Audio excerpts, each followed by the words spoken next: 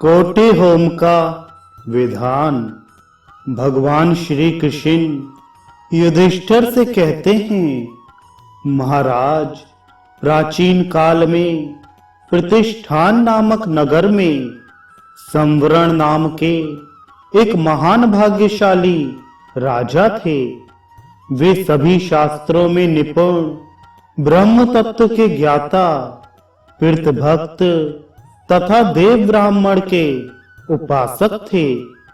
एक समय की बात है, ब्रह्मा जी के पुत्र महायोगी सनक राजा संवरण के पास आए।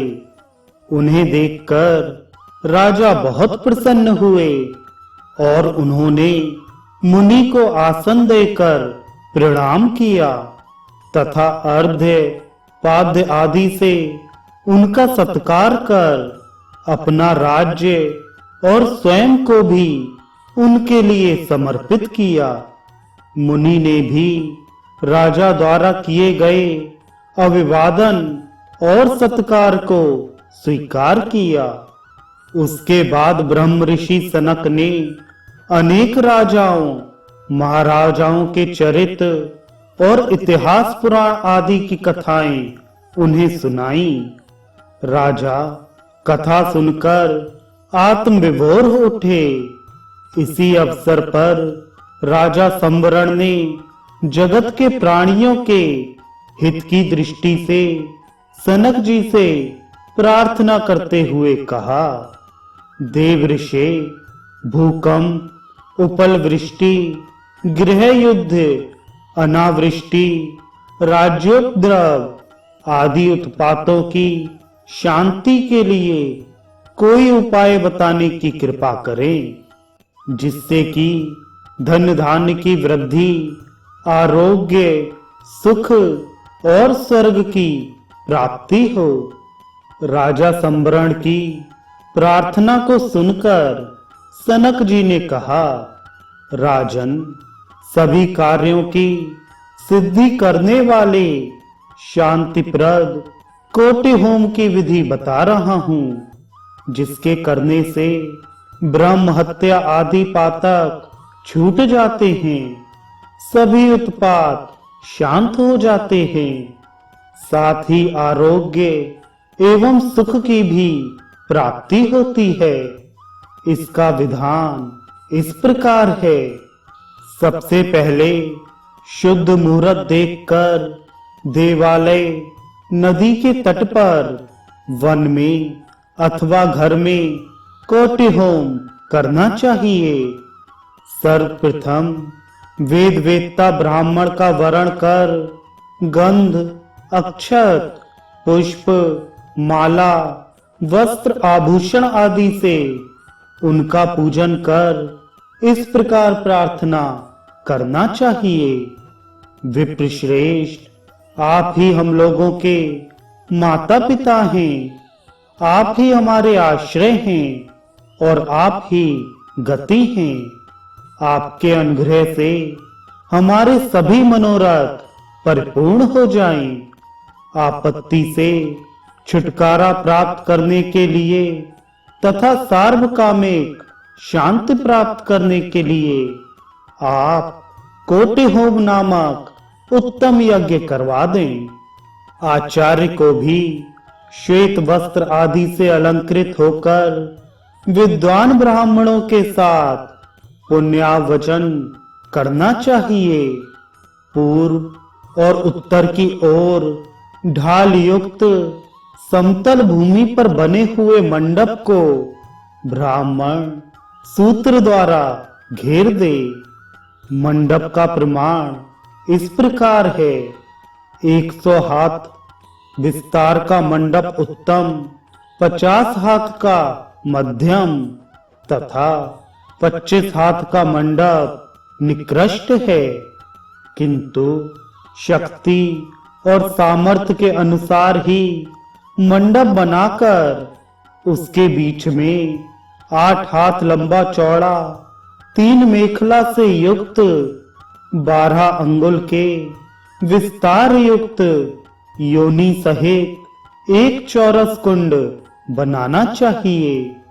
कुंड के पूर्व दिशा में 4 हाथ लंबी चौड़ी वेदी बनाए, जो 1 हाथ ऊंची हो। उसमें सभी देवताओं को स्थापित करे। मंडप की भूमि को गोबर मिट्टी से अच्छी तरह लीप कर पंच पल्लवों से सुसज्जित जलपूर्ण 14 कलशों को स्थापित करना चाहिए। मंडप के ऊपर वितान और तोरण लगाने चाहिए। सब सामग्री एकत्रित कर पुण्यावचन, स्वास्ति वाचन, जय शब्द पूर्वक शुद्ध दिन से पुरोहित को हवन प्रारंभ करना चाहिए।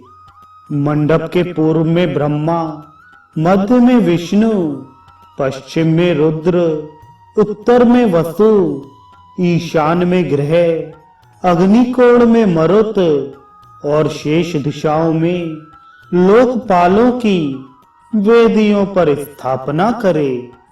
गंध, अक्षत, पुष्प, धूप, दीप, नैवेद्य आदि से वैदिक और पौराणिक मंत्रों द्वारा सबका अलग अलग पूजन और प्रार्थना करे।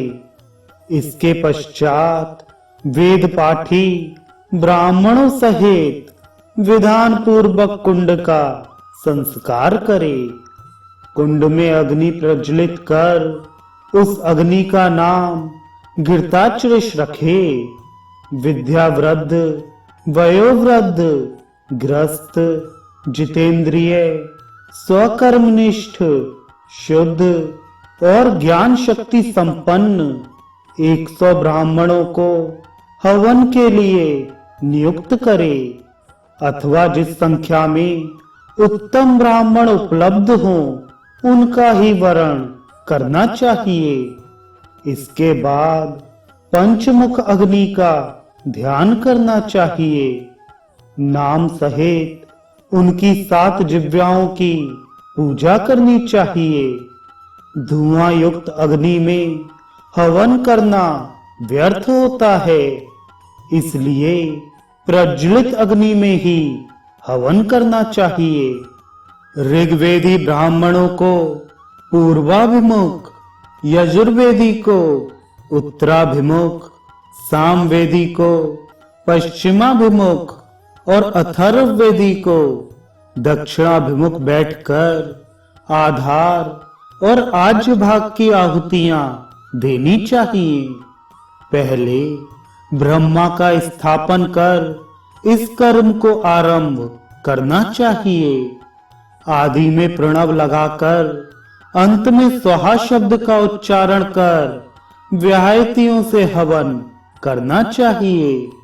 घी, काला तिल तथा जौ मिलाकर पलाश की समिधाओं से कोटि होम करना चाहिए। 1000 आहुति पूर्ण होने पर पूर्णाहुति करनी चाहिए। पुनः उसी प्रकार हवन करना चाहिए। इस विधि से कोटि होम करना चाहिए। इसमें 10,000 बार पूर्णाहुतियां दी जाती हैं। इसमें सभी ब्राह्मणों और यजमान को काम, क्रोध आदि दोषों से दूर रहना चाहिए। कोटि होम की विधि को सुनकर राजा संभरण ने कहा कि महर्षि, इस कोटि होम में बहुत अधिक समय लगेगा।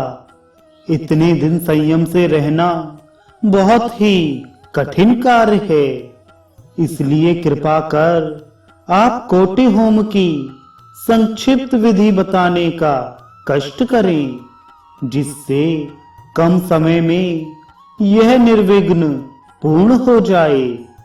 राजा के इस प्रकार के वचन को सुनकर सनक मुनि ने कहा, राजन, कोटि होम 4 प्रकार का होता है। शतमुख, दशमुख, द्विमुख और एकमुख। समयानुसार इन चारों में से जो भी होम हो सके वही करना चाहिए। एक हाथ प्रमाण वाले उत्तम 100 कुंड बनाकर प्रत्येक कुंड पर एक एक ब्राह्मण को, अथवा समय कम रहने पर प्रत्येक कुंड पर 10-10 ब्राह्मणों को हवन के लिए नियुक्त करे। एक कुंड में अग्नि का संस्कार कर उसी अग्नि को अन्य कुंडों में भी प्रज्वलित करना चाहिए। इस विधि द्वारा जो हवन किया जाता है उससे एक ही कोटि होम होता है, जो शतमुख होम कहलाता है। यदि समय का अभाव ना हो तो 10 कुंड बनाकर प्रत्येक कुंड पर 20-20 ब्राह्मण हवन के लिए नियुक्त करने चाहिए। यह दशमुख नामक कोटि होम है। यदि महीने 2 महीने का समय हो तो 2 कुंड बनाकर प्रत्येक कुंड पर 50-50 ब्राह्मणों को हवन के लिए आमंत्रित करना चाहिए। यह द्विमुख कोटि होम है। अधिक से अधिक समय हो तो एक कुंड में अग्नि स्थापन कर उत्तम कुलोत्पन्न वेदवेत्ता सदाचारी ब्राह्मणों से हवन कराना चाहिए। इस हवन में ब्राह्मणों की संख्या का कोई नियम नहीं और समय की सीमा भी निश्चित नहीं है। यह एक मुख कोटि होम स्वेच्छा यज्ञ कहलाता है।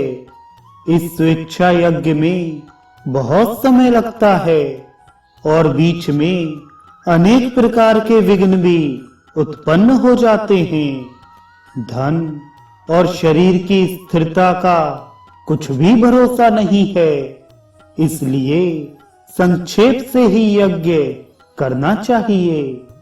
यज्ञ संपन्न कर अच्छी प्रकार से महोत्सव मनाना चाहिए। सभी ब्राह्मणों को कटक, कुंडल, वस्त्र, दक्षिणा, 100 गाय, 100 घोड़े और स्वर्ण आदि प्रदान करना चाहिए तथा पुरोहित की पूजा करनी चाहिए। दीनों, अंधों तथा कृपणों आदि को भोजन देकर अंत में कलशों के जल से अव्रत स्नान करे और ब्राह्मण यजमान का अभिषेक करे। इस विधि से जो राजा या व्यक्ति कोटि होम करता है वह आरोग्य, पुत्र, राज्य वृद्धि, ऐश्वर्य, धन धान्य प्राप्त कर सभी प्रकार से संतुष्ट रहता है तथा उसको गृह पीड़ा भी नहीं भोगनी पड़ती। राज्य में अनावृष्टि, उत्पात, महामारी, दुर्भिक्ष आदि कभी नहीं होते। सभी तरह के पाप और ग्रहों की पीड़ा को दूर करने वाला शांतिदायक यह कोटि होम है। इसको करने वाला व्यक्ति इंद्रलोक को प्राप्त कर लेता है।